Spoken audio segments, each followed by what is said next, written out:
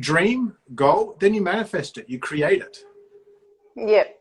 Right? So it's like, I'm dreaming about it, but like, what are the practical steps and tools to take this from like a concept to actually an outcome? Hello, everyone. We are going live today, and I have a special guest, is Daine McDonald. We're going to be talking about business, money making, entrepreneur, getting ready into the world of fitness or anything that you want to go into, but at the same time, you know how to go about it to just not do a business for the sake of doing it, but also being successful at it. How to identify certain things that might be really, really challenging when it comes to put in place a system or things that you need to know when it comes to actual business. And sometimes can be so daunting. And I've been there. Hey, Astrid, how are you? I'm very excited to see you. Likewise, good to catch up again. It's been a while. Yes, how are you? Really good, really good. Kind of been a busy start today with the kids, and I get up pretty early, so it's kind of by the time it's 8 o'clock, I've been up for 3 or 4 hours most days. So I'm already kind of into the thick of things. That's amazing. Well, I think there is no need for introduction, but I guess I really would love for you to tell us a little bit about you. Yep. What made you choose fitness in the first place? In other words, what made you decide or choose your niche? Yep. And how did you get to where you are today? Obviously, doing everything that you do, everything you love, but in summary, kind of a bit of a story of 20 years of life. There's probably a few parts of that story. I mean, when people ask me how did I get into health and fitness, I mean, I guess you could say I was born into it. Like, I come from a family of what I call academic athletes, right? So there's a lot of people in my family with like PhDs and master's degrees in whether it's law or history, or different things like that. My uncle actually was a master's in physio and stuff like that. But, I grew up in an environment where, my granddad was an Olympic weightlifter, Commonwealth Games gold medalist. So I'd be over at his house as a young little boy, 4 or 5 years old, watching him train in the gym in his 60s. So I had these role models of people that were, very much into their health and fitness like themselves, but then also applying it within the family context. We weren't necessarily having cereal for breakfast. It was like steak and eggs and stuff like that. So, growing up, I was always just around it. I got into sports myself and kind of, played that at a high level, state level, national level in basketball and martial arts throughout high school, and kind of got to the end of high school. I was more concerned back in those days with wagging school to go and play basketball than actually studying. And so I didn't really do well in our HSC final exams to get into university. I got quite a poor score. And it wasn't because I guess, I didn't have the skill set. I just didn't have the direction and focus. And so from there, I basically was like, what am I going to do with myself? And I went in, I'm like, I'm going to test myself. I'm going to go into the military. So I went into the army, reserves, and I was kind of in there for about like on and off full time for about a year. And it was during that time that I realized that, I love training. I love my health and fitness. I don't want to stay here full time. I want to come out and go and get my qualifications, do a sports science degree, go into nutrition and things like that. And then maybe one day go and fly over to the States and join my uncle as a physiotherapist. That didn't end up happening, obviously, but kind of pretty much I came out, and at the age of 19, 20, which was circa 20 years ago, I turned 40 in 2 days. Hopefully I don't look 40. Basically 20 years ago, kind of got into the fitness industry, started studying as a personal trainer and never looked back. And kind of that whole time, I've kind of been in a bubble, because it's like I've worked for myself my entire adult life. I've never worked with someone or anything like that. So it's been both a great experience, but also very challenging, because, I guess I was saying I was doing the whole fitness entrepreneur thing before it became in vogue, right? There was no social media when I started. There was no Facebook. There was no Twitter. And there's no Instagram. It was literally just you go out there and you do stuff in parks, in classes, box sides, $30, $40 a session. It wasn't what it was like today. So, I think the one key thing, if I look back now over the last 20 years and think like what has, I guess, well, a few things, but one of the key things that's really separated me from, a lot of the people that I started off with, they're not in the fitness industry anymore. And if I look at one thing that I did differently, it was I continuously educated myself. So I didn't rest on my laurels of, okay, I've gone and done a degree in human movement or nutritional medicine or diploma in fitness or diploma in conditioning. Sure, I go out there and apply that as a personal trainer, but like, who are other mentors and experts that I can go and learn from more, so that I can really level up my skill set and become the best version of me that I can be. And that really comes into my company ethos and philosophy in life, which is learn, evolve, grow. The reality is, if you want to grow as an individual, if you want to evolve as a human being, you need to learn. You need to take yourself outside of your comfort zone, whether it's in nutrition, whether it's in personal development, whatever it might be, and take yourself outside your comfort zone and never rest on your laurels. So that's been a key thing. That, and obviously just putting in the work, like I'm a 20-year success story, not a 2 week, not a 2 year, like 20 years. It's been 20 years in the game of continuously applying and doing this. So, I remember what it was like to live week to week as a personal trainer. I remember what it was like to struggle to pay my rent. I remember what it was like to drive in a beat up old car and kind of, have to micromanage all of my finances because, I didn't have the financial acumen or the business sense. I might have loved what I was doing as a PT nutritionist, but I didn't know how to commercialize that. So really it's been a massive journey, that's for sure. When it comes to talking about you studying your business, but also being an entrepreneur and being a successful business owner, and you think about people that are struggling to get started, or they don't really know how to put something in place that I can actually get me started. Probably you have already the degrees, you know your stuff, but in terms of actually putting things together, systems together, know what to do, know how to sell. How do you put together a business to get you started if you're someone who already has the baseline? I've got a great bit of advice on that. It's just effing do it. So what I mean by that is that sometimes when you overanalyze things and think, the sun needs to be at this point in the sky, I need to have done this degree, I need to have this documentation, I need to have done this. By the time you wait for all these things to align, you go from being 23 years old to 25 years old, right? So a lot of the time it's procrastination. Overanalyzing leads to procrastination, and procrastination leads to opportunities being missed out on, right? So a lot of the time it's just doing it. Like when you talk about systems and sales and all this type of stuff, like one of the biggest things, like if you're a PT starting on the gym floor and you want to get better at sales, just go and speak to people every day. Like do a simple thing where you say, okay, I'm going to get a sheet of paper. I'm going to make a hit list of 5 names. I'm going to get 5 contact details every day. If you're in the gym 6 days a week, that's 30 contact details per week, 30 potential leads that you have. Across the month, that's 120 leads, right? So even if you get a 10% conversion rate on that, that's 12 clients that you've signed up over a month. If the average price point is $1,000 or $2,000, whatever it is, depending on where you're at, all of a sudden you've generated $12,000 or $24,000 in revenue in a month. And that's just gone from speaking with 5 people a day. So a lot of the time, it's actually just a practical application experience. And honestly, like as an entrepreneur, you need to throw yourself in the deep end. And everyone has a different risk, a pendulum for risk, I'll say, right? It's like, so for me, I'm I guess you could say a calculated, but high risk individual. My tolerance for stress and risk is exceedingly high. A lot of that is just from, I guess, how I was raised. I was in the dojo at 4 years old, getting trained by my father, getting the bamboo stick out if I wasn't, doing the right kick or something like that. So, I've known intrinsically from a self-assessment standpoint that I have a high tolerance for, I guess, stress. And obviously with risk as an entrepreneur comes stress. So you need to be able to manage that process. And a lot of the time, like there is no silver, like magic bullet per se. It's just, you learn through experience. Like the systems and the, I guess, know-how that I have today is vastly different than even what I had 5 years ago. Even what I had a year ago, like I look at that person now and that's like a, like, hey, I love that guy. He's great. He's amazing.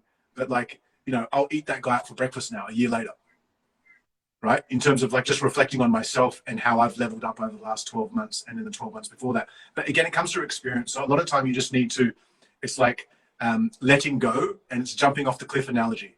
So rather than kind of like standing at the end of the cliff like this, like all scared, just, let go and jump off, take a step over the line. And, if you, I guess I'll wrap it up by saying this: failing to fail is failing.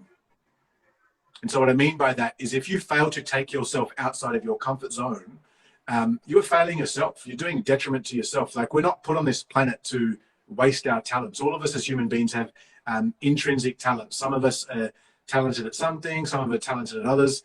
But you won't know how talented you are if you don't just go out there and apply yourself. So, no, I totally think that you have to put yourself in the fire line and actually do the things. yeah. I believe that there is one powerful thing, and I don't know if you also stand for this idea of getting, like, do you believe in mentorship, or the person who, like, you have to put yourself out there, but sometimes you need direction, or maybe having, well, I need you to look or do these certain things. So you're not like shooting different places and you don't even know what to do. 100%. Like, I mean, so I think probably the issue that a lot of fitness professionals make, whether it's PTs, nutritionists, is they go and do their initial qualification.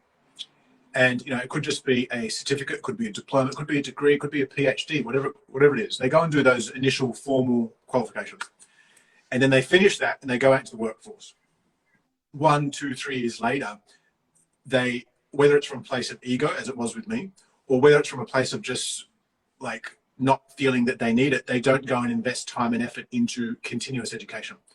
And so for me, the big, I guess, eye-opener was I'd been in the industry for about 5 years after, like, I spent 5 years doing like full-time study whilst working, right? So at university, at college, doing diplomas, degree, all that stuff. And so the next 4 or 5 years, I was just out in the industry working, and I was really busy. I was doing 60 to 70 appointments a week on average, and I was just really focusing on my business and my training. And I'd kind of not forgotten, but outside of reading stuff online or magazines, I hadn't really kind of invested. Like, I had a trainer, actually, a senior trainer that I used to pay to train me once a week, and I would learn from him. But I hadn't really gone and done any courses or gone and like kind of put my hand up to get mentored. And I remember I used to like be a big fan of all of the programming and program design and training principles of Charles Poliquin, the late Charles Poliquin. And I found out that he was coming to Australia. And I was like, okay, wow, I'm going to go do a course with him. It was a 7-day course, 7 days, right? And so I was getting up at like 4 a.m., training 2 clients before the course, then traveling to the course, doing the course until 6 p.m., going back to the gym, doing 1 or 2 sessions, and repeat. And I did that for the week. And basically, within the first 3 hours of the workshop, I realized that I was an idiot. And so what I mean by that is I realized that I thought I knew my shit, but I didn't. I was listening to a guy that had been in the industry for 25 years who was like a Jedi. I was the apprentice. He was the Jedi. I thought I was the Jedi, but I wasn't. He was. I'm like, wow, like I've just learned more in half a day than I did at like a year of uni. Like, this guy has been able to give me some really specific training tools or things like that that I can use with my clients. And so, that was really kind of the trigger point for me. It's when I realized that, I actually need to put a lot more effort into my continuous education. I need to go and hire a mentor. And kind of the next kind of decade, like I spent hundreds of thousands of dollars on courses and mentorships as a trainer. Like, very extreme. I mean, I'm an extreme guy though, but I always say, like, if you're a fitness professional, allocate minimum 10% of your income to personal development. Like, if you're listening now, write that down. Allocate 10% of your annual income towards personal development. And the first 5 years of your career, you should be putting that towards mastering your skill set. So if you're a nutritionist, right, you should be going and doing other courses on nutrition or mentorships. Or even if that individual doesn't have a course, message them and say, hey, I want to pick your brain for 1 or 2 hours. What is that? How does that, is that $100 an hour, $200? Just like go and pay them. Like, I used to do that heaps. I would go and do that with doctors, strength coaches, nutritionists, trainers. And they might, like, especially 10 years ago, there wasn't all of these online courses, right? So I would just go and, like, someone watching now, if you're a nutritionist and you want to learn about nutrition and Astrid doesn't have a course, like, and it's, I'm not even trying to sell you here, go and message her and say, hey, like, how much does it cost for an hour of your time, just to brain pick some client examples. So I did a lot of that. And so the first 5 years, allocate, say, 10% of your annual income towards increasing your skill. And about like 80 to 90% of that income should be towards your skill set. The other 10-20% should be towards how do you monetize that skill set. Like, how do you commercialize it? Because there's no point being the most amazing nutritionist in the world if you have 10 followers on social, and when someone comes up to you to ask about your services, you're like, you can't talk, right? You don't know how to communicate. You don't know how to sell yourself. Because I've seen that again, like when I was a coach and I did over 20,000 PT sessions, right? So like, put that in context, that's a lot of training. You know, even as a nutritionist, I used to have a nutritional clinic in North Sydney next to Fitness First, where I would do 20, 30 appointments a week for 2 years. Right. So that was, you know, thousands of hours just in clinic as a nutritionist. And, you know, there were other people out there that were better than me academically at training or nutrition. But the key difference that I had, the skill that I had, that they were missing, that enabled me to A, have a more successful business, but B, actually get better results with my clients, because knowledge does not equal results. Right? Just that's the big thing. There's a whole concept of IQ versus EQ. So what I was able to do was I was able to translate the science, dumb it down, and give the consumer from a coaching aspect, a compliance aspect, what they need. Like, I give you an example back in the nutrition days, and I won't go too technical, but like a client would come in with me, and like, let's just say they were struggling with fat loss, right? You know, they were 20 kilos, so 45 pounds overweight. And finally, for whatever reason, they'd had a trigger to get into shape. And they're like, yeah, Daine, I want to do this. Give me the calories, give me this, give me that. And I'm like, settle down, okay? You're like, I would look at simple things, like how much water are they drinking? A lot of the time, they're stressed. They're not even drinking a liter of water a day. They're getting 2 liters from coffee and soda drinks. So like, you know, let's just say that client's name was Mike. I'm like, okay, Mike, I'm going to give you 3 things to do between now and the next time I see you in a week's time or 2 weeks' time. Number 1 is go from drinking 800 mils of water a day to 2.5 to 3 liters of water a day. That's step 1. Step 2 is I'm not going to give you a calorie plan. I'm just going to say, here's your protein target, and just hit your protein target. So instead of as a 100 kilo male or 120 kilo male that was overweight, so say 270 pounds, rather than eating 100 grams of protein a day and like 800 grams of 500 grams of carbs and 400 grams of fat, just try and hit 150 grams of protein a day. Double your protein intake. You know, that's going to increase satiety, you know, increase TDF, all those type of markers and stuff like that, right? So just hit that. And then the third thing is go to bed at 10 o'clock. Don't go to bed at 1 o'clock. Go to bed at 10 o'clock and try and sleep through, stay in bed at 6 o'clock. So increase your sleep from 4 or 5 hours a night broken to 7, 8 hours a night. And so those 3 things, rather than overwhelming the client with all of this, like, I'm going to get them to do X percentage of protein per kilos of lean body mass, and you're going to time your carbohydrates like as the sun is rising, and you're going to fucking like all that bullshit. Just do 3 simple things, and that what do you think happened between week 1 and week 2? They probably lost 3 or 4 kilos, and then I started to actually give them specific stuff. We'd look at calories, we'd look at macros, and you know, all that type of stuff. And that was a thing that, again, you learn the art of coaching through experience, right? Absolutely. So I think, like, for a lot of people that are fresh in the industry, you know, in the fitness industry, it's like, just KISS principle, keep it simple, stupid.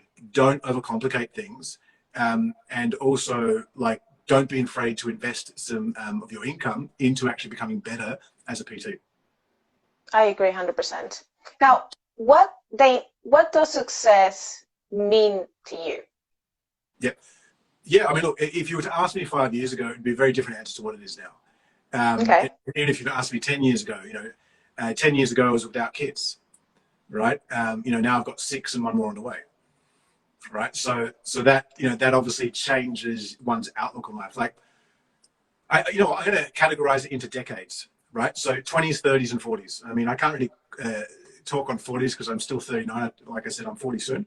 But, you know, in my 20s, success back then was really all about kind of, I guess, career. You know, I really measured myself around kind of, you know, and it wasn't right or wrong. It was just where I was at in life. But I measured myself around kind of how good I was at my job. I didn't really have another benchmark. I was kind of in and out of girlfriends, didn't have any kids. So it was kind of like success for me in my 20s was basically all about how good was I at my job, right? Success in my 30s, it started to shift. It started to pivot from, okay, yeah, the job side of things isn't as important. It's now, like, am I actually feeling happy within life? Do I wake up in the morning and actually feel excited about my day? And that was something I think in my 20s I emotionally, and in my early 30s I emotionally just wasn't A, aware of, and B, like had evolved into, especially as a man. But if you look at it today, like honestly, for me, success is, do I wake up every day feeling happy? Do I wake up every day feeling healthy? Because if I've got those two things, I'm going to feel motivated to go out there and make an impact on the world with whatever it is I'm doing. Yep. Obviously over the last 20 years, my ability to make a global impact has increased as my, I guess, brand as a business has increased, but then also my network's experience and reach. Like, the more you do something that you love and are able to basically, influence results, like, results are the number one thing to build up your profile and your reputation. Yeah, if you're able to actually help people achieve the outcome that they've reached out to you to, inquire about, that's how you actually build up your brand. And that, for me, has led to fulfillment. Like, I look at what we do now, as personal trainers, and educators. It's like, we've been very fortunate to educate tens of thousands of fitness professionals around the world now, and really kind of, in many respects, change the game, in terms of, blending kind of the latest science with training and nutrition, but molding it with actual tools and systems that trainers can use the very next day. So I think, yeah, look, for success, it comes down to, do I feel happy? Do I feel healthy? And, does my business provide enough financial resources to give me and my family the choice to kind of live the life that we want to live? And when you hear this word financial freedom, what does that mean, and how do you get that? Because obviously it needs to take time and obviously a plan to get there. But how would you define it? It all comes back to what your goals are. So, like, I do an exercise with, any personal clients that I mentor. It's called, like, Establish Your Dream Life. And it was actually something I learned off my uncle back in 2009 over a lunch in Lake Tahoe in the States, actually. And he said to me back then, it was 2009, so 13 years ago, I was 25, 26. And he said to me, Daine, what does your life look like 10 years from now? I'm like, I don't know, like, married, kids, in a house. And he's like, could you be, like, any more vague? Like, be specific. Like, what does it look like? And I'm like, I haven't really thought about them. And so he's like, okay, think about it like this. It's like, what type of house do you want? I'm like, I don't know, a house on the water or something like that. He's like, how much would that cost? I'm like, back then, I'm like, I don't know, $1.5 million, $2 million. He's like, okay, if you've got kids, how many kids you've got? I'm like, I don't know, 3, 4. He's like, are they going to state school? Are they going to private school? I'm like, hopefully a private school. He's like, how many holidays are you having a year? I'm like, I hadn't had a holiday in years at that point. I'm like, I don't know, 4 weeks a year. He's like, where are you going? I'm like, I don't know, like some luxury hotel. He's like, how much would that cost? And he just kept doing this across everything.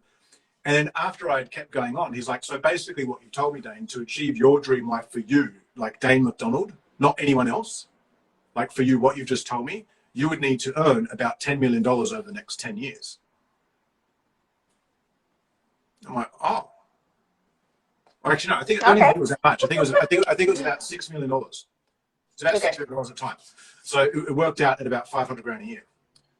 And at the time I was earning, I think I was earning about 120, 150,000 a year.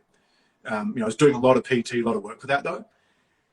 And it really was a light bulb moment for me, because, like, for me, that whole concept of, like, because, like, financial freedom for me is going to be very different than what it is for you. It's also going to be very different for what it is to, like, the person next door, my neighbor. It's going to be like, because everyone's different. Like, not everyone, like, I just gave an example of my dream life. My dream life was Daine's dream life. It wasn't Astrid's dream life. Yep. So Astrid's dream life, if you calculate it, might be $3 million over that. Like from a financial aspect, it might cost $3 million over a 10-year period. For your neighbor, it might cost $2 million. For your other neighbor, it might cost $10 million, because everyone's different. So I think the first thing is, like, for financial freedom, to use that term, is to actually establish what your dream life looks like and actually write it down. Like, write it down, be really specific, right? Be really specific on what that looks like, and then reverse engineer it. because I just gave an example. I needed to earn for my dream life, like where I woke up every day and was like, oh, like that. It was like I had to earn 500 grand per annum, right? Okay. And at that time, that was 5 times, like 3 to 4 times more than what I was earning. But you know what that gave me? It gave me a target. It gave me laser focus. I knew that, oh shit, like my uncle has just given me some of the most valuable life advice I've ever had. He's actually given me a roadmap, because prior to that, it was just a dream, right? So it's like dream, goal, then you manifest it, you create it. Yeah. Right? So it's like, I'm dreaming about it, but like, what are the practical steps and tools to take this from like a concept to actually an outcome?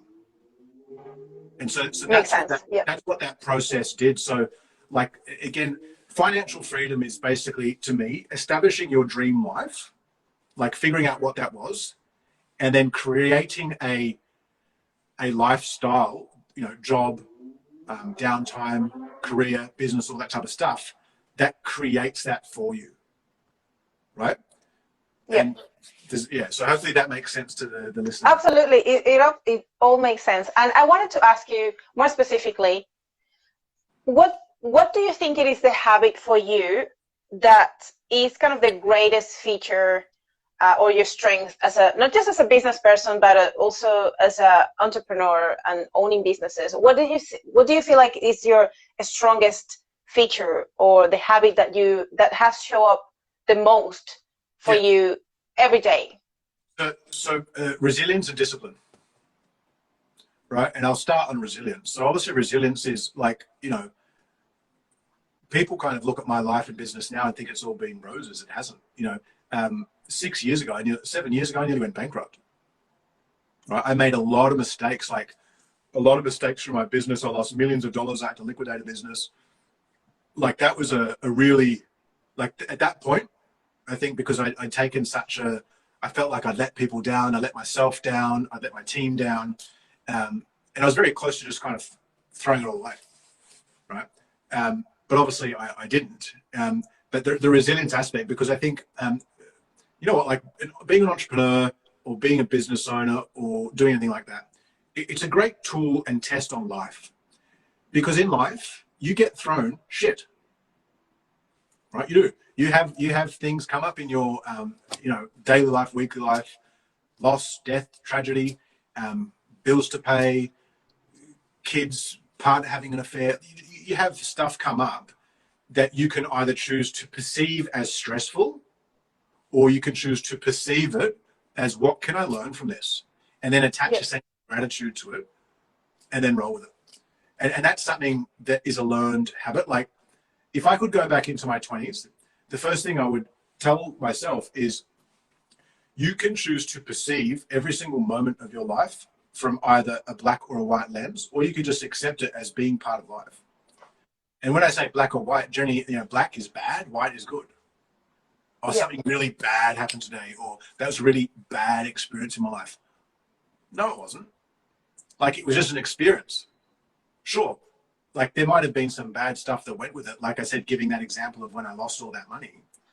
But had I not gone through that, I wouldn't have developed greater confidence in my abilities. I wouldn't have learned skills to ensure that doesn't happen again. So I actually grew immensely as a human being from that, right? So that's the first one, resilience. The second one is discipline. So I think, whether or not you're a trainer, nutritionist, whatever, it's like, get up at the same time every day, go to sleep at the same time every day. Pick 3 or 5 things that you do every day that take you from dream to outcome. We just spoke about dream life. So like that's a macro, a macro goal. But what are the micro goals that you do on a day-to-day to take you from point A to point B? And sometimes you need to get really laser sharp on that. So like for me, for example, right now, with my 2 core companies, Clean Health and Trilogy Nutrition, a big part of taking us to that next level of scale, right? Really pushing us up to, like a 9-figure evaluation is corporate partnerships, right? It's aligning with other databases and brands that we're aligned with that can push our content and our business out there to their audiences. So like my days, these days as CEO is literally just spent all on meetings with other CEOs, COOs, managing directors of some of the biggest fitness brands in the world, which I won't name. Some of these are billion-dollar businesses. And that's where my time is spent, just networking on that. Anything operational with my business, like I don't want to know. I have people that I delegate that to, that deal with that, that report back on what's going on. But I'm very, very clear that these are the 3 or 4 key things I'm going to do every day to take me from point A to point B. Now, when I was a trainer, those 3 or 4 key things today could have been quite simple. 1, I'm going to go out and speak to 5 people on the gym floor. Or 2, I'm going to go and DM 5 people that like my content all the time on social media, that comment and engage, and DM them and just say, you know what? Thanks for all of your support and feedback. Where are you based? What are you doing in, with your goals, your career, etc. Whatever that might be. So it's 1, I'm going to set a minimum target to engage with people that are involved with me every day. The second thing might be I'm going to delegate, 30 minutes a day, 45 minutes a day of self-development. So like if I'm a nutritionist and I'm struggling and like my niche is fat loss and only 1 out of every 3 clients actually is getting a really tangible result with me right now, I'm going to go and assign an hour a day, 6 days a week, so 6 hours a week, to going and learning from Lane Norton, to going and learning from Bill Campbell, to going and learning from other industry-leading experts in that niche to enhance my skills. Because if I assign an hour of that every day, 6 hours a week, every month, that's 24 hours a month, 248 hours per annum, let's just say 250 hours per annum, that I'm skill stacking in fat loss and nutrition. So what do you think is going to start happening to my results? Now, I might not start. Yeah. So like week 1, no change. Week 2, no change. Week 3, okay, starting to actually see a little bit of change now with my clients. Week 4, week 5, week 6, week 7, week 8. By the time I get to week 12, oh, fuck. Now half my clients are actually getting results. Week 24, oh, shit. Now 2/3 of my clients are getting results. Month 12, now 3 out of every 4 clients that I work with, I get a transformation with. And that's because I've developed skills that have created systems and then I've applied them consistently. Yeah. So it makes sense. So again, like there are examples of habits that if you guys are listening now that you can apply, even if you're just wanting to get into shape, like I'm competing in a powerlifting event in 14 weeks time. So I'm competing in a certain weight class, so like what am I doing every day? I'm making sure that I hit a certain amount of protein. I'm making sure that I maintain my calories within a certain level, because obviously I've got to drop weight. I'm actually made myself today, I'm already at the weight class 14 weeks out. So now I'm like, I'll probably drop more just to drop some body fat down to about 100 kilos because I'm competing in the 105. And then I reckon I'll drop that next 4 weeks. And then I'll have about 10 weeks literally just to like build muscle and get stronger, which is plenty of time for me. But again, they're just daily habits that I've put into place. It all makes sense. And I think it is really important to not undermine that consistency, because you can have a habit that is really getting you to where you need to get, but you need to be very consistent. Actually, on that point, like with your habits, don't set these like massive, like every day I'm going to go and speak to 50 people, or every day I'm going to do 20,000 steps, or every day I'm going to hit a PB in the gym. No, you're fucking not.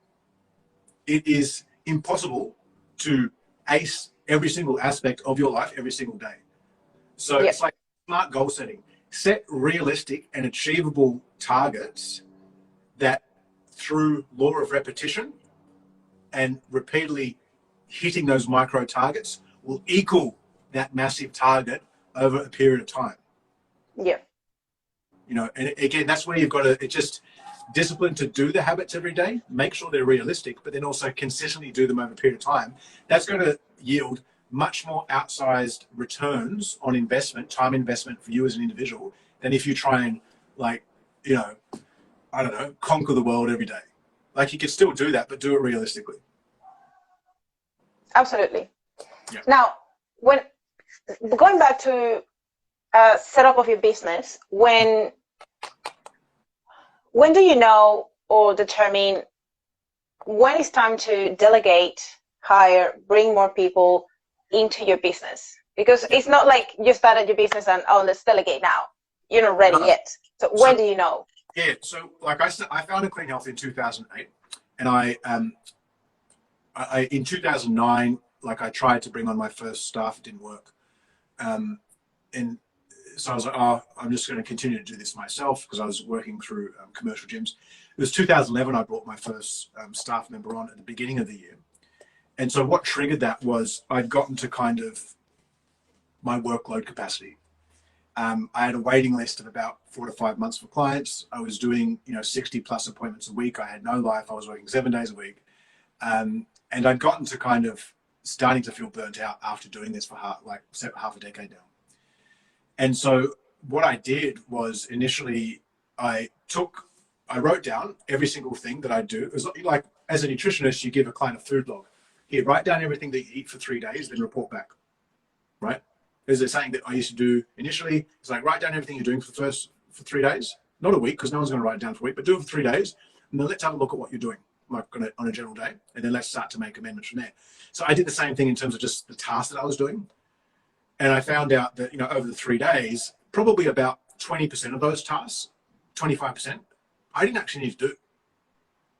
I didn't need to respond to all customer inquiries. I didn't need to invoice my clients. I didn't need to, I didn't need to do the marketing on Facebook at that time. I didn't need to do that. And I looked at, okay, well, out of all those tasks, how many hours a week would I be spending there? And I realized I was spending about, like me personally, about 10 hours a week there.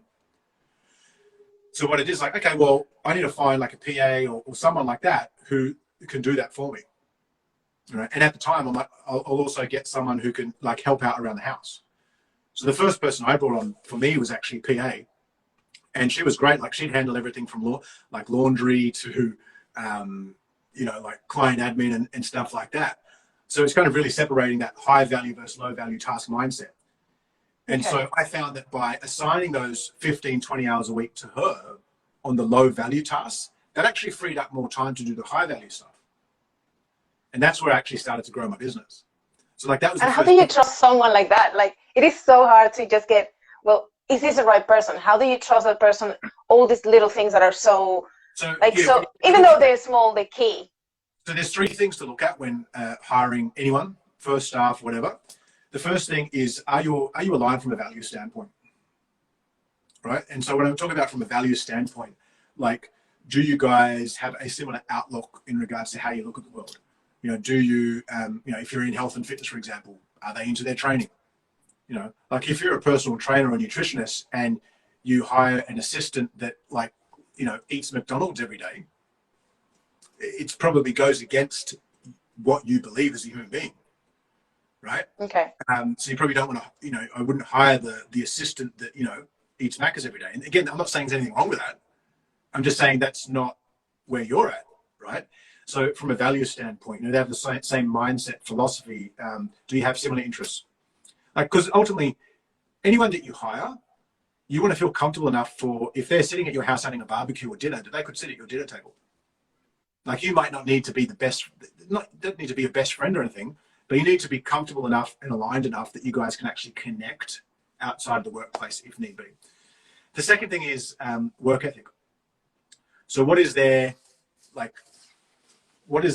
understanding of work ethic?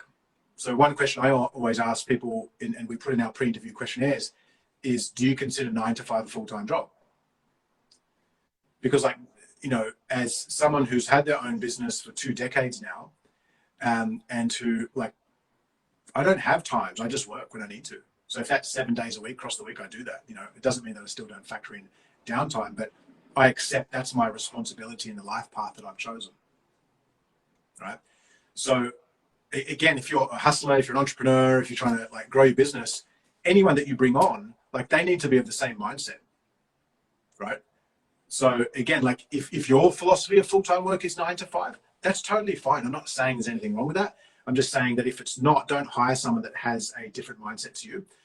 So work ethic. And then obviously the third thing, and this kind of ties into values, but from a loyalty perspective. So when I look at CVs, does this person chop and change jobs every 6 months? Right. So, if I look at over the last 5 years of their career, I don't want them to have been with any more than 2 or 3 businesses. If they've been with more than 2 or 3 people over 5 years, that's a red flag for me. Yeah. Because it shows that and look, sometimes it could just be because of the business, but it generally shows inconsistency of behaviors and habits from that potential staff member. And again, Yeah. I don't want a one-night stand with someone that comes into my business. I don't want to just date them. I want there to be some sort of de facto relationship for a period of time.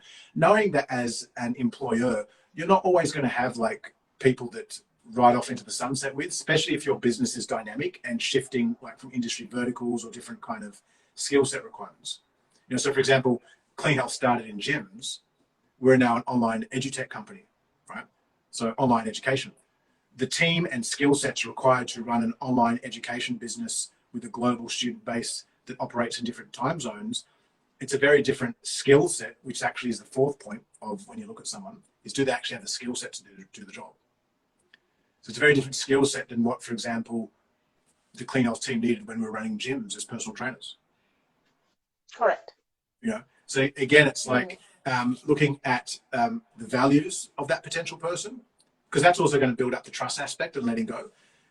Looking at the work ethic of the person, looking at kind of the loyalty factor as well. But then obviously the skill set is the fourth thing, because it's all well and good. Like if you need someone to be a trainer for you or a nutritionist for you, or you need someone to run operations for you, or someone to do sales for you, or someone to do, which by the way, sales, do not pass that off as an entrepreneur until you're doing over 7 figures in revenue.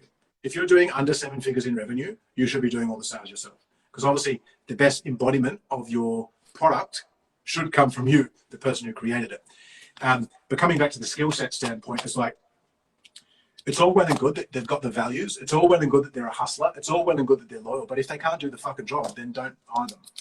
Because all it's going to lead to is misalignment of expectations. And then obviously, which can lead to friction and tension and can lead to that person not working out. So like that, it's something that, like, honestly, interviewing applicants and bringing people into your business, like for me, it's probably the hardest thing of business. Because like you never know. It's like when you meet someone, like your first boyfriend or your first girlfriend at 18, you don't really know what you want from a partner. You think you know, but you don't, right? And then you get into your mid-20s, you've had a few partners, you've had a few experiences. You're like, okay, actually, yeah, I don't like that. I like this. I don't like that. This is good. And then again, you think you know again. And maybe you do. Maybe you hit the lottery at 25, 26 and it's happily ever after. Or maybe you don't. But if you look in today's society where, there's a lot more self-interest from people, there's a lot more financial strain from people, there's a lot more just people looking out for themselves. Generally speaking, like it takes some time to figure out what you as a human being actually want. Same thing. Okay. Now, when you talk about leveraging technology and digitizing your business, how do you go about that? Where do you start? How do you know what are the best softwares, the best systems? How can you trust or help or get some help with that from someone who is going to be expert on those specific areas?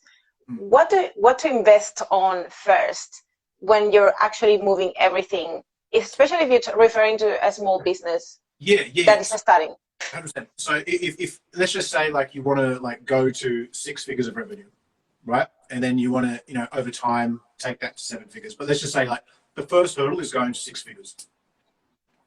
Now the first hurdle there, it's again KISS principle, keep it simple, stupid. You could be using something as simple to automate your client appointments and bookings as a software like Calendly. Or if you're a trainer, it could be something like MindBody, or it could be something like Trainerize, or any of these apps these days where you can schedule client appointments in, where you can do this all online. Any of your product development, so whether it's in training, nutrition, use an app, automate it, put it online. Like I always look at, there's the client administration aspect of things, things like Google Sheets, G Suite, they're cheap Dropbox. You can use that initially, like in terms of like collecting data, email, stuff like that, even using something like a MailChimp, you can set up quite cheap for, like $50 a month type thing, where you can start to house client emails. Then you can actually start to create automation sequences. So for example, client A starts in week 1, they're on a 12-week program and they're online, right? You can pre-trigger 12 different emails, 1 per week, that you've created with information that support your online coaching.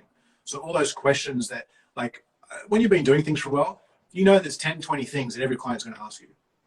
How much water do I drink? How do I weigh my food? How do I optimize sleep? How many steps per day should I be doing? How should I be doing this? How should I be doing that? Like take all that information, create documents on it, emails on it, and then put it into something where, like, I would remember as a coach, week one, after you give them the diet or the plan, you're getting pretty much the same questions. So like pretty much create facts and just automate that into the email sequence. So what's going to happen is rather than WhatsApping you, DMing you, saying, hey, I want to do this, and if you've got 30, 40 clients and you're getting that every week, how many hours of admin is that? It's a lot of admin. A lot. Right? So like use your knowledge as a subject matter expert to create, I guess, IP systems, client workbooks, client guidebooks, emails, and then use something like a MailChimp or a CRM platform or marketing platform to automate that. So when they sign up, they go into a workflow, and then basically every week they get those emails. That I guarantee will take care of 50% of your client admin. Yeah. Right? And again, 100%. If you're spending 30 minutes per client per week on admin, and you've got 20 clients, like that's 10 hours of admin. If you've got 40 clients, that's 20 hours of admin. If you automate it, on 40 clients, 20 hours of admin, you might be getting paid for 40 hours, but you're doing 60 hours of work. So let's just say you're getting paid $100 an hour, or even $50 an hour. You're getting paid $50 an hour for 40 hours of work. That's $2,000 a week, right? But you're actually doing 60 hours of work. So you're not actually getting paid $50 an hour. You're getting paid around $35 an hour, $33 an hour. So if you can halve that admin time through, and don't get me wrong, those systems, that IP, it takes a while to build up. This is that's how I started with Clean Health. It was creating content. Then I created training programs, nutrition templates, for clients, and then basically started giving those templates and systems to our staff. So, I was able to take my admin time for client programming from 20, 30 hours a week and chopping it down to 10 hours a week. That frees up more time for me to grow my business. Yeah. But it's a process, again, like everything is a process. It all takes time, but at the same time, when you know where you're headed, as we mentioned at the beginning, it is easier for you to know what you start needing and the pieces of the puzzle to put together, so it kind of makes sense to build that roadmap and know where you're headed. Yeah. Now, my last question for you, I am respectful of your time, and I'm almost getting to the hour of the interview, which has been amazing to have a chat with you and talk all things business, is how do you successfully respond to stress rather than just reacting to it or feeling like, man, this is bad? Look, I used to, I didn't realize it a few years ago, but I was a high functioning anxiety person, right? So I think like stress with a lot of people is going to, like, some people will channel that, right? And use it to perform or heighten their senses, use it for that dopamine hit, and some will crumble under it. So a lot of time, first, like step one is actually becoming self-aware enough, become self-aware of what your limits are. That's the first thing. And it's okay. Like it is perfectly okay if right now in this point in time in your life, you can only, for example, handle, 6 hours of work a day. Because anything else over that just overwhelms you. Cool. That's fine. Like that's step one. Be fucking self-aware and realistic, right? And again, that sometimes comes through trials and tribulation. So step one is be self-aware of what your limit is. Step two is identify what triggers you, right? So what triggers you in life with stress, right? Is it relationships? Is it your family? Is it your partner? Like I've learned to be quite, ruthless is not the right word, but respectful of myself. So what I mean by that is if I have family and friends that do not provide value in my life and that don't, that only throw stress and like bad energy at me per se, I just limit my involvement with them. If there are people or experiences in my life that I know trigger me, I just remove them from my life. Now, it doesn't mean that I don't face them head on and accept them and try and work through them. But there are certain things, certain triggers in life, like at the end of the day, you can't change your family. You can change your friends. But there are certain things in life that you just can't change. So you do need to learn to accept them. So, you know, identifying triggers. Triggers on a practical aspect could be the way that, you know, you judge yourself in regards to how you look in the mirror. Right? We all do that to a certain extent as human beings, some greater than others. So, for example, carrying some additional body weight could trigger you, could make you more anxious, could make you more, you know, thinking about this all the time and taking you out from being present in the moment. Right? So just identifying whatever they are. The third thing, it's actually something that I learned from Dr. Tara Brach. She's I guess a psychotherapist slash, you know, therapist. Is the thing called the RAIN principle. So RAIN being an acronym for recognize, accept, investigate, and then nurture. So every time you get presented with an experience or a situation, is first recognize what it is about that situation that's stressing you. Right? That's step one, R, recognize. Step two is accept it. Because like, that's the biggest thing. Anxiety, ultimately at its root core, I mean, yes, it comes from not living in the present and kind of you're here in a current state thinking about this, which is taking you from the current state to the future state and you're getting anxious about it. It's actually accepting whatever is happening right now as it just is what it is. I feel anxious. Cool. I'm going to sit here and feel anxious. Now that might not feel comfortable, but I'm going to sit here and just feel, right? And like I went through a period a few years ago where I was suffering massively from anxiety, massively from depression, all these things. And when I would feel these emotions, I'm like, I'd run away from them. I try and hide. I try and like fucking put my head under a rug, so to speak. And it all just came down to acceptance. And acceptance is one of the hardest things to learn.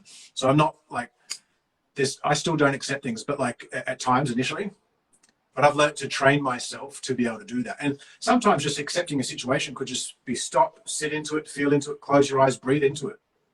Feel where is it in your heart? Is it in your tummy? Is it in your head? Is it in the back of your shoulders? Like, where are you holding this anxiety? Where are you holding this stress? And that comes into investigating it. So recognize, accept, investigate. Investigate, okay, I'm accepting that I'm feeling stressed. Now I want to investigate why. Why has this triggered me? You know, and like the reason, the why it might have triggered you is it might come from a feeling of you feeling a place of lack, a place of lack of self-worth, a lack of confidence. It could be guilt, could be all these things. Like investigate why. And then once you've investigated and you've actually figured it out, is actually just nurture it. Like be kind to yourself. Like we're all human beings. We all have shit days. We'll have good days. You know, we have everything else in between. Like the biggest thing I think with most people, and at least I can talk from my own experience, is we don't just accept ourselves and life for what it is. And because we don't accept it, we don't take a responsibility for who we are. And we don't actually kind of give ourselves the love and compassion that we owe it to ourselves to do. Because I think when you can actually do that with yourself, you can actually finally start to do it with others. You know? So yeah. I think ultimately step one to, you know, making a bigger impact on the planet, you know, in society or with your clients or whatever, is just you got to sort your own shit out first. And, you know, makes sense. For some of us, based off trauma, life experience and whatnot, takes a bit longer. Like I was a perfect example of that. You know, for some maybe not, but, you know, hopefully that RAIN principle, recognize, accept, investigate, and nurture, that was game changing for me. You know, because I love it. I love it. It's really, really good. And I feel like it can apply to any situation in life that just helps you manage stress, anxiety, just learning how to be more self-aware and identify what your triggers are, how to accept them and sit with them, and learning more about how you respond to those uncomfortable feelings, but also knowing you need to have self-compassion as well. And they can be really uncomfortable. Like, you know, one thing that helped me with that, the acceptance part, was learning to meditate. And, you know, that was about 3 and a bit years ago, and I meditate every single day since then. I have not missed one day in over 3 and a bit years. And that for me was a game changer in life. To really manage my stress. And initially, like when I would sit there and try and just accept how I was feeling, like I used to get so anxious, like I couldn't even sit down. like 30 seconds of closing my eyes, like I'd literally, like I would get so anxious to the point where like at times I feel physically sick. Okay. Because the anxiety was just so strong, you know. I mean, hey, you know, I've meditated for 6 straight hours since then, after training myself up, you know, creating habits every day to recognize, accept, investigate, nurture. Again, habits. So, you know, hopefully that provided some value to you guys out there today. I wanted to ask you last question for today. What are some of your future projects? Before that, I actually wanted to ask you about, if you were to talk about all your businesses, what is the one that you feel like is the one that you wouldn't give up, the one that is just takes your breath away, that the one that you sort of you nurture the most? I'll say this: I've learned as an entrepreneur, like it's not that I wouldn't use the term never give up, but I've learned to also just accept, like, so for example, you start a business and as a founder and you create it, you grow it and evolve it and you get it to a certain point. And sometimes that business needs a different skill set, individual or resources to take it to the next level. And so for example, you know, growing Clean Health, you know, we've had over the last year multiple different you know, private equity investors look at investing into the company, buying the business, and you know, I haven't found the right investor yet. You know, maybe that happens at some point, maybe it doesn't. But you know, I would definitely say, like, as an entrepreneur, you don't want to say never, right? Because life does change, you know, and different curveballs do get thrown your way. So, like I say, for me, like, look, I love what I'm doing right now. I wake up every day, like super excited about the students that we're going to connect with, the relationships that we're going to make. I couldn't see that changing anytime in the future. You know, if it does, I'll also accept that for what it is and just flow with it, you know. Amongst all the current businesses you have, is there one that you feel like you love the most, that this is like your baby? Oh, look, obviously, like, founding a company compared to going and acquiring one and like buying a business, which I've done a few times now, but like founding one, it's a very different feeling, because it's almost like, you know, a child. You know, a business is almost like a child or something that you're birthing into creation, right? You're birthing the vision, the logo, the look, the message, the systems, the processes, the people. In many respects, it's the same kind of overview or flow that you do with a child. You birth a child, you raise them, you feed them, you put them to sleep, you mentor them, you point them in the right direction, you do all this type of stuff. So I think Clean Health for me, like, will always have a very special place in my heart. You know, 10 years from now, like, I'm more in love with Clean Health now, 14, 15 years after starting it, than I was when, you know, I started it. So it's something that I love and evolve every day with, and I'm grateful for it, because it's been like, Clean Health for me has been arguably my biggest life teacher to date. I couldn't say that like 10 years ago, but like 15 years in, like, it's definitely been my biggest life teacher to date, and it's something that I'm grateful for. It's so amazing. Now, future projects, and with this we close. Yeah, we'll definitely close. I've got meetings to get into. But look, in terms of future projects, gosh, I mean, look, a big thing with, I'd say, on the Clean Health aspect side of things, we've got a few different things, like we're launching the Physique Coaching Academy with Dr. Bill Campbell and Dr. Lane Norton later this year, which is going to be an amazing kind of high-end body composition, nutrition and training course that you can do, that we're getting accredited as well. So if you're a trainer that really wants to take your skill set to new heights post-qualification, this would be one of the best things you can do. We're also looking at releasing our software, which basically contains all of our training systems, nutrition systems, and some client kind of onboarding stuff that trainers and nutritionists can use to kind of facilitate their business. That's another thing. And we're also looking at basically, we're doing a big push, like I mentioned right now, with establishing some career pathway opportunities with some of the world's biggest gym and health chains. So that basically, whether or not you're a new personal trainer or new nutritionist that wants to go out and get into the fitness industry and have a place where you can go and work initially, or if you're an existing PT that really wants a, you know, an environment that is going to, I guess, encourage your development, support you, etc., give you some, you know, career opportunities as well. So that's a big thing. You know, we're by the end of September, I think we'll have over 1,500 locations around the world that we would have partnered up with in that aspect for our students in the States, Australia, Europe, Asia, etc. So. That's amazing. I loved interviewing you, Daine. It was amazing to have a chat with you and go through all of these things that probably a lot of people will benefit from and enjoy so much. I am going to leave you with just acknowledging how amazing you are as a person and as a business person, as everything. And I hope to talk to you very soon.